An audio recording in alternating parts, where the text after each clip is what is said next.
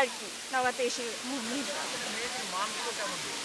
মেয়েদের মানগুলো মোটামুটি আমি তো ফার্স্ট টাইম দিছি, এখনও আমি এটার কালারটা দেখি নাই, তো দেখার পরে আমি শিওর হব। তবে আমি আশা রাখতেছি আর কি ভালো হবে, যেহেতু অর্গানিক মেহেদি তারা বলতেছে, আশা রাখতেছি ভালো হবে, ভালো কিছু হবে। আমার মেহেদি দেওয়া এখনও হয়নি। আমি সকালে এসেছি যার কাছে দিব, যে শিল্পীর কাছে, তিনি এখনও ব্যস্তই, অন্যদেরকে দিয়ে দিচ্ছেন। তবে আশা করছি ইফতারির আগে আমার দেওয়া হয়ে যাবে, তারপর বাসায় যাব।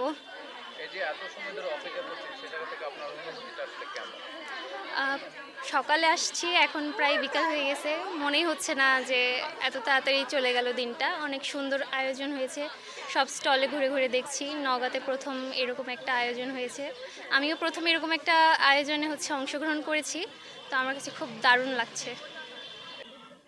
এখানে আসলে আমরা সকলে অনেকে আর্টিস্ট উপস্থিত হয়েছে, অনেকে অনেক